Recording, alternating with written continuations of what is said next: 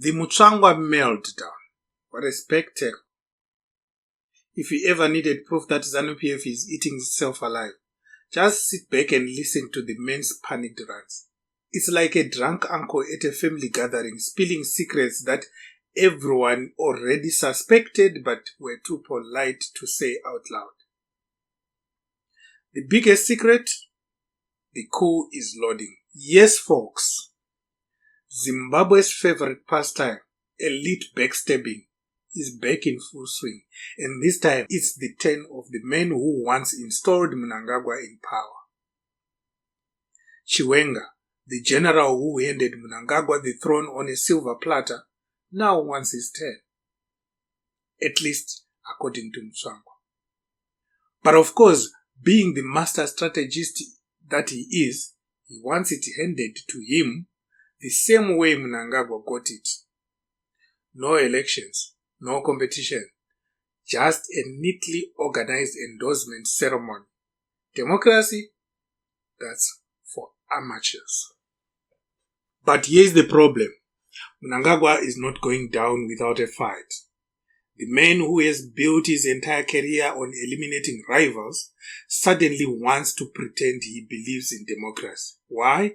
Because if Chiwenga is to take over, Mnangagwa wants the world to see that the people don't actually want him.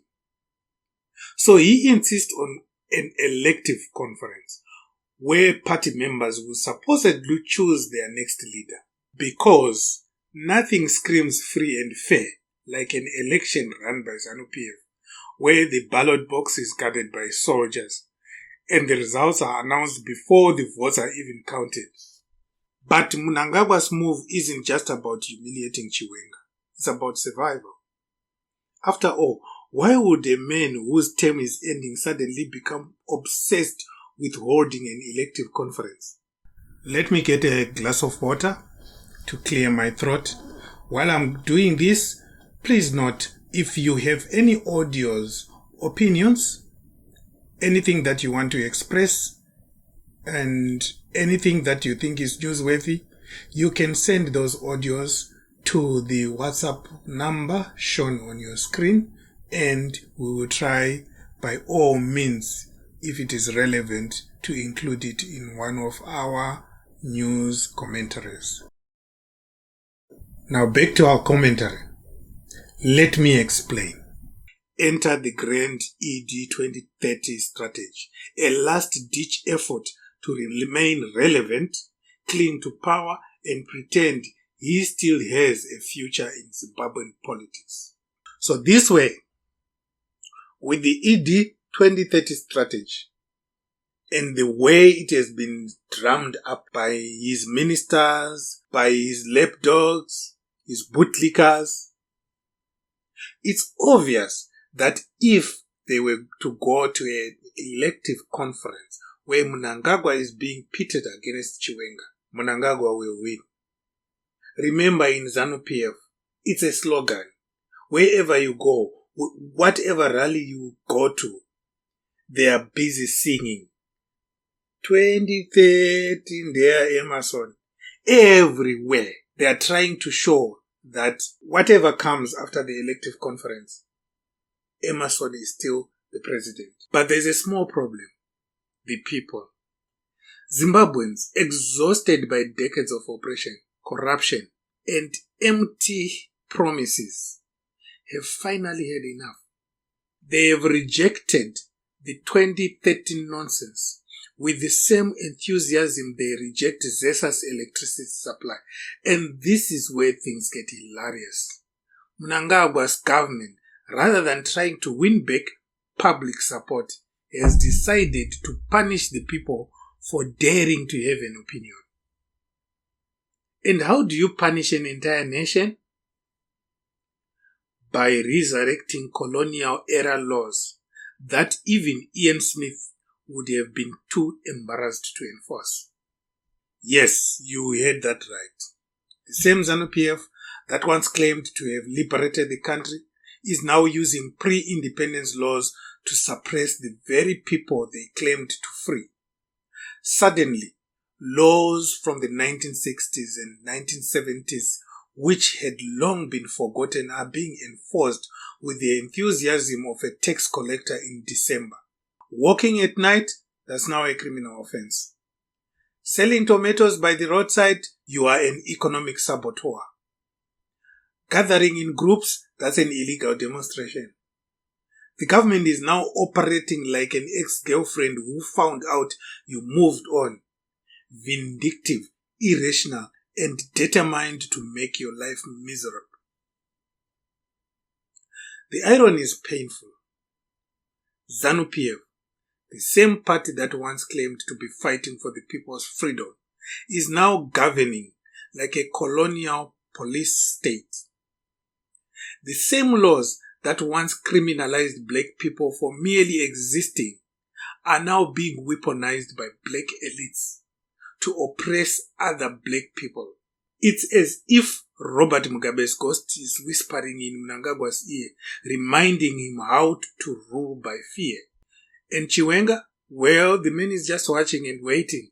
He knows that the more Mnangagwa terrorizes the people, the more they will long for change, even if that change comes in the form of a military general. But the real comedy here is in the contradictions.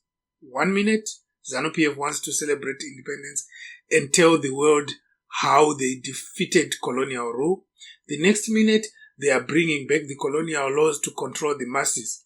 It's like a vegetarian secretly eating meat when no one is looking.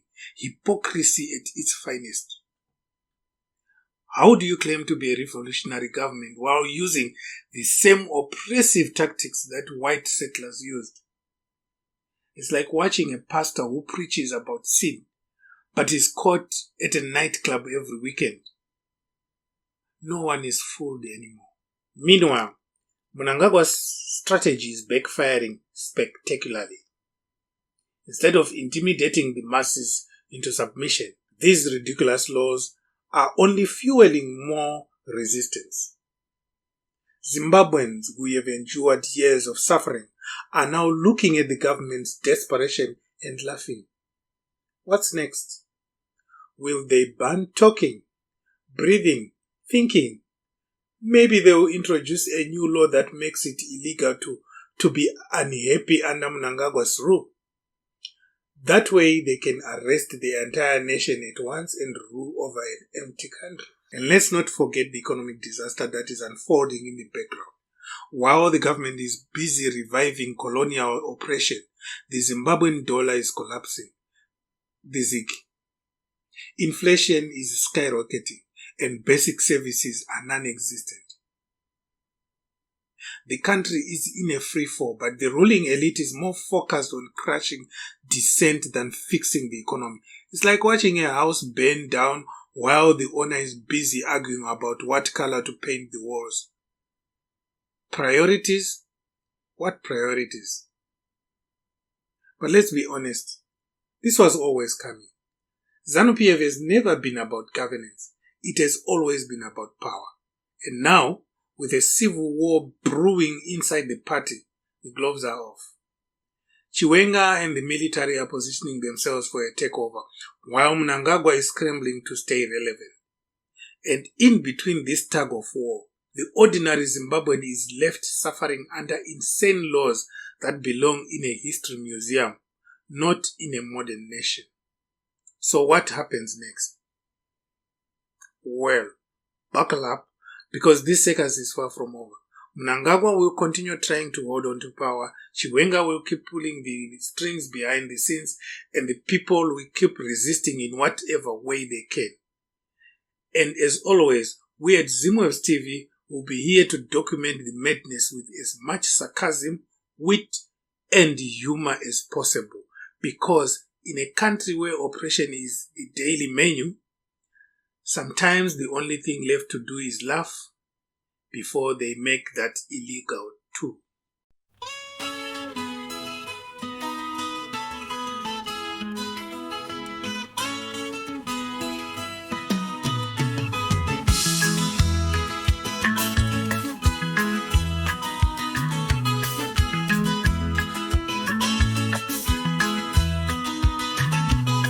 Mnangagwa enda ongoita kamuna matoke kupedzisira. Imishuma endai munoita kamuna matoke kupedzisira. Birika povari kupulana kamuna matoke kupedzisira.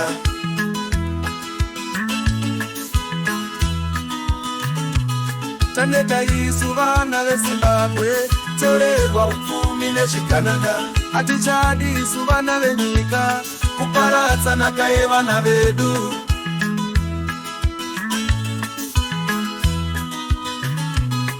Saka tatienda unoita kamuna matoke kupedzisira. Chikananda endai munoita kamuna matoke kupedzisira. Marakashi endai munoita kamuna matoke kupedzisira. Magesa vane siginaro kamuna matoke kupedzisira. Taneta isu vana veZimbabwe torerwa upfumi nezvikananda. Hatichadi